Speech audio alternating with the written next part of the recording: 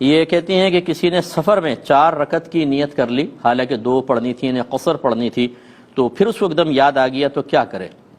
دیکھیں وہ یہی کرے کہ وہ 4 کمپلیٹ کر لے، اللہ کی بارگاہ میں آخر میں توبہ کرے۔ تو 2 پڑھیں گے، یعنی گھر میں اگر آپ نے 2 کی نیت کر لی، پڑھنی 4 تھی، تو پھر تو یہ 4 ادا نہیں ہوں گی۔ لیکن سفر میں اگر آپ نے 4 پڑھ لی تو اس میں چونکہ 2 بھی شامل ہوتی ہیں، 2 ہو جائیں گی اور باقی 2 جو ہے وہ نفل بن جائیں گی۔ لیکن یہ بہرحال کرنا نہیں چاہیے تھا، احتیاطاً اللہ کی بارگاہ میں توبہ کر لیں۔ لیکن یہ مشورہ ہم نہیں دیں گے کہ نماز توڑ دیں، نماز پوری کر لیں اور اللہ کی بارگاہ میں توبہ کر لی جائے۔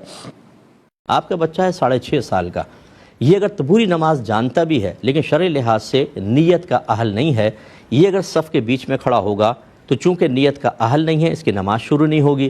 جب نماز شروع نہیں ہوگی تو تمام صفوف کے بیچ، جس صف کے بیچ میں کھڑا ہے تو یہ قطع صف کا سبب بن رہا ہے، اور قطع صف کرنا حرام اور گناہ کبیرہ ہے۔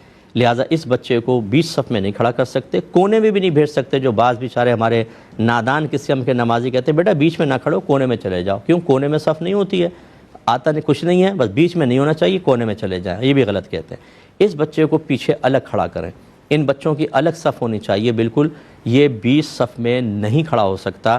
اگر کسی امام صاحب نے اجازت دی ہے، ان کی توجہ نہیں رہی ہوگی، میرا کلپ سنوا دیجیے گا۔ اور آپ بھی اگر لوگوں کو روکتے ہیں کہ نہیں میرا بچہ کھڑا ہوگا تو سارا گناہ آپ پر ہے۔ نبی کریم صلی اللہ علیہ وسلم نے ارشاد فرمایا کہ جو صف کو قطع کرے، یعنی صف کو کاٹے، اللہ تعالیٰ اس کو کاٹ دے۔ تو یہ ناراضگی کے ساتھ سرکار نے فرمایا تو آپ بھی گناہ گار ہو رہے ہیں۔ بچے کو ضرور لے کر جائیں، ہمارا مشورہ ہے۔ ایک آدھ اور بچہ سمجھدار سا ہو، ان بچوں کو کہے بیٹا تم لوگ پیچھے ایک جگہ نماز پڑھو، کوئی شرارت وغیرہ نہیں کرنا اور آپ آرام سے نماز پڑھیں۔ لیکن ابھی تک آپ جو کرتے رہے ہیں کہ اگر صف کے بیچ میں کھڑا کیا تو قطع صف کا گناہ آپ پر ہے، امام صاحب پر بھی رہے گا، وہ بھی توبہ کریں، آپ بھی توبہ کریں، اور آئندہ بچے کو درمیان میں نہ کھڑا کریں۔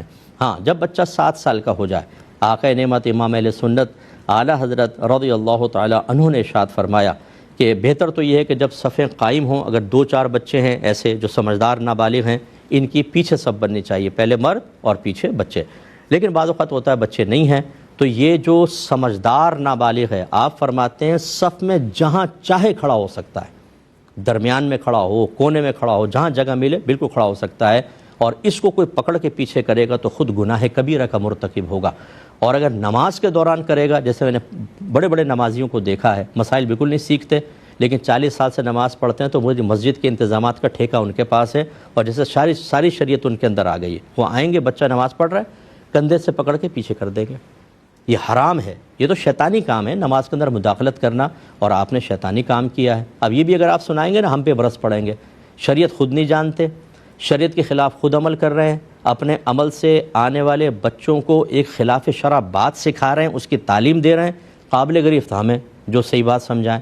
تو بہرحال 7 سال کا بچہ کہیں پر بھی کھڑا ہو سکتا ہے، کیونکہ نیت کا اہل ہے، وہ قطع صف کا سبب نہیں بنے گا۔ امید ہے کہ آپ میری بات سمجھ گئے ہوں گے۔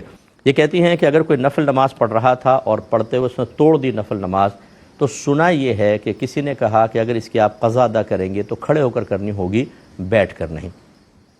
جی دیکھیں، پہلے اس بات کو سمجھ لیں کہ ایسا کیوں کہا گیا۔ اللہ تعالیٰ نے فرمایا کہ لا تبطلوا اعمالکم، اپنے اعمال کو باطل نہ کرو۔ اب اگر میں نفل کی نیت سے میں نے شروع کیا اور میں اس کو توڑ دوں تو یہ قرآن کی آیت کا ایک طرح سے خلاف کرنا لازم آیا کہ میں نے اپنے عمل کو باطل کر دیا، توڑ دیا۔ اس لیے علماء نے پھر یہ نتیجہ نکالا کہ اگر کوئی نفل پڑھتا ہے قصداً اور توڑ دیتا ہے تو اسے اس کی بعد میں قضا کرنی ہوگی، کیونکہ اس آیت سے نتیجہ نکلا کہ اپنے اعمال کو باطل نہ کرو۔ باطل نہ کرنے کا مطلب انہیں پورا کرو۔ اس کا مطلب ہے کہ جب آپ نفل نماز کی نیت باندھتے ہیں تو ہے تو یہ نفل نماز، لیکن اس کو پورا کرنا واجب ہے۔ تو کسی نے اس کے اعتبار سے یہ کہا ہوگا کہ آپ جب اس کی قضا کریں تو کھڑے ہو کر کریں، کیونکہ یہ واجب تھی، اس کی قضا واجب تھی آپ کے اوپر، آپ گویا کہ واجب ادا کر رہے ہیں، اس لیے کھڑے ہو کر کریں۔ تو یہ قول یہ بھی ہے، لیکن آپ یہ دیکھیں اس کی تکمیل واجب ہے۔ اصل میں اس کی شرعی حیثیت تو نفل کی ہے، اور نفل کھڑے ہو کر پڑھیں یا بیٹھ کر ہو سکتا ہے۔ تو بہرحال دونوں قول ہیں، لیکن اگر یہ مفتی صاحب نے کہا ہے تو آپ ان کی بالکل رائے کا احترام کریں اور اس کے مطابق کھڑے ہو کر قضا ادا کی جائے۔ یہ بیان فرماتی ہیں کہ بعض اوقات کچھ لوگ کہتے ہیں کہ جی نبی کریم صلی اللہ علیہ وسلم کے منہ مبارک کی زیارت ہم کروا رہے ہیں، اور لیکن ساتھ ساتھ کچھ بالوں کو کہتے ہیں یہ حسنین کریمین کے بال ہیں، یہ غوث پاک کے بال ہیں، تو ان پر ہمیں شک و شبہ پڑتا ہے، کیا حکم شرع ہوگا؟ جی بالکل آپ کا شک و شبہ بجا ہے، بالکل بجا ہے۔ موئے مبارک کے بارے میں تو ہم دائرۂ ادب میں رہ کر خاموش رہتے ہیں، کیونکہ رحمت کونین صلی اللہ علیہ وسلم سے مینا میں جب آپ نے حلق کروایا تو ان بالوں کو باقاعدہ تقسیم کرنے کا حکم دیا، اور وہ صحابہ تک پہنچے، اور ان کے ذریعے صحابہ جہاں جہاں ملکوں میں گئے، کنٹریز میں گئے، شہروں کے اندر گئے، وہ بال بھی ساتھ ساتھ گئے موئے مبارک۔ اور سرکار صلی اللہ علیہ وسلم کے موئے مبارک کو میں نے خود اپنی آنکھوں سے ایک بال کو گچھا بنتے ہوئے بھی دیکھا ہے، ان میں نشو و نما ہوتی ہے، اور پھر لوگ ان میں سے بھی تبرک تقسیم کر دیتے ہیں۔ اس لیے اس میں بھی اگرچہ شک ہو سکتا ہے کہ یہ واقعی موئے مبارک ہے کہ نہیں، کیونکہ بعض اوقات تو صرف ایک ہوتا ہے، اس میں شاخیں بھی نہیں ہوتی اس کے بارے میں، لیکن ہم حسن ظن قائم کر لیتے ہیں کہ نبی کریم صلی اللہ علیہ وسلم نے تقسیم کا حکم دیا تھا، انہی میں سے کوئی حصہ ہوگا۔ لیکن حسنین کریمین کے بال، اچھا بعض کہتے ہیں بی بی فاطمہ کے بال، اس طرح غوث پاک کے بال، انہوں نے کہاں تقسیم کیے تھے، آپ کو کہاں سے مل گئے؟ یہ مطلب ان چیزوں کو میری رائے یہ ہے، کوئی میری رائے سے اتفاق نہ کرے، ٹھیک ہے آپ کی مرضی ہے، میری رائے یہ ہے کہ اس کا بالکل حوصلہ افزائی نہیں ہونی چاہیے، کیونکہ اسی طرح کہ ہم نے حسن ظن قائم کر کے اور ایسے لوگوں کی حوصلہ افزائی کر کے ان کے کمانے کے ہم نے راستے کھول دیے ہیں۔ بہت سے لوگ موئے مبارک نہیں، یہ کہیں گے بی بی فاطمہ کی چادر کا تار کی زیارت کروائیں گے ہم، اور اسی طرح بی بی فاطمہ کے بال کی زیارت۔ اب لوگ آئیں گے، آتے جاتے ہیں، پیسہ رکھتے جاتے ہیں، آتے جاتے ہیں، دیکھا پیسہ رکھتے جاتے ہیں، اچھی خاصی کمائی ہو جاتی ہے، جھوٹ بول بول کر اور غلط بیانی کر کر کے یہ کر رہے ہیں۔ اگر کوئی سچ کہہ رہا ہو تو پہلے اس کو ثبوت فراہم کرو، اس سے کہیں بھی ثبوت دو اس کا، آپ بالکل اس کا حق رکھتے ہیں، اور اس پہ اس کو ناراض بھی نہیں ہونا چاہیے۔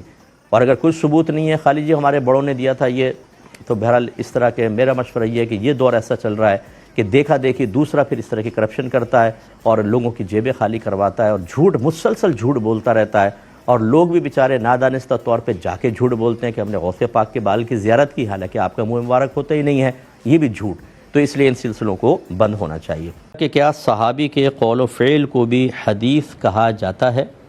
جی کہہ سکتے ہیں، صحابی کے قول کو بھی کہتے ہیں، قول اور فعل دونوں کو، لیکن اکثر اس میں فرق کیا جاتا ہے کہ نبی کریم صلی اللہ علیہ وسلم کے قول مبارک یا آپ کا کوئی عمل مبارک ہے، یا کسی قول یا عمل کو آپ نے سنا یا دیکھا، جیسے کوئی صحابی کہہ رہے ہیں، کوئی بات سنی سرکار نے، کوئی عمل دیکھا اور آپ خاموش رہے، اس کو کہتے ہیں تقریر۔ تقریر کا مطلب ہوتا ہے سرکار خاموش رہ کر کسی کی بات یا کسی کے عمل کو کے جائز ہونے کو پختہ کر دیتے ہیں۔ تقریر کا معنی ہوتا ہے پختہ کرنا، کیونکہ اگر وہ ناجائز بات ہوتی سرکار ضرور فوراً منع کرتے، ناجائز عمل ہوتا سرکار ضرور روکتے۔ تو سرکار کے قول، عمل اور خاموشی پر حدیث کا اطلاق ہوتا ہے، اور صحابہ کے قول، عمل وغیرہ کو اثر کہتے ہیں۔ الف، حمزہ، سا اور را اکثر ایسے استعمال ہوتا ہے، لیکن حدیث کا اطلاق بھی بہرحال ان کے اوپر ہوتا ہے۔